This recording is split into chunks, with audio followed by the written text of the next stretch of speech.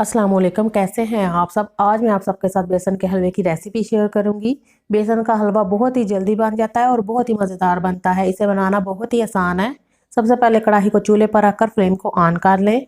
अब इसमें 1 कप बेसन ऐड कर दें। बेसन को आप छान कर 1 कप लें। इसमें 2 खाने के चम्मच सूजी डालें और इसे हल्की आंच पर भून लें। बेसन को भूनते हुए चम्मच के साथ मसलसल हिलाते रहें ताकि बेसन एक जैसा भुना जाए और नीचे से जले नहीं। बेसन का कलर जब हल्का सा गोल्डन हो जाए तो इसमें आधा कप घी ऐड कर दें।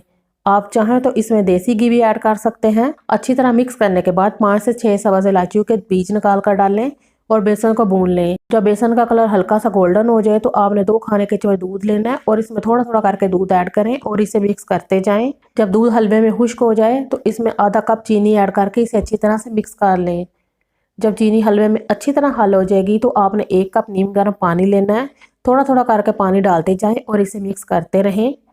आपने हलवे में ठंडा पानी नहीं ऐड करना और ना ही एक बार ही सारा पानी इसमें ऐड कर देना है। बेसन के हलवे में थोड़ा थोड़ा पानी करके डालते हैं और इसे मिक्स करते हैं। कुछ देर पकाने के बाद जब हलवा घी छोड़ दे तो आप इसे चूल्हे से उतार लें। एकदम परफेक्ट दानेदार हलवा बना है। अब एक फ्राई पैन लेंगे। फ्लेम को मैंने ऑन कर दिया। चूल्हे की आंच को हल्का रखें। 1 खाने का चम्मच घी ऐड करें। हस्बे ज़रूरत ड्राई फ्रूट ले लें। आप अपनी मर्ज़ी के मुताबिक कोई सा भी ड्राई फ्रूट ले सकते हैं, कम या ज़्यादा जितना आप डालना चाहें। मैंने यहाँ पर बादाम, पिस्ते, काजू और मेवा लिया है। सबसे पहले हम इसमें बादाम, पिस्ते और काजू ऐड करके इनको हल्का सा फ्राई करेंगे।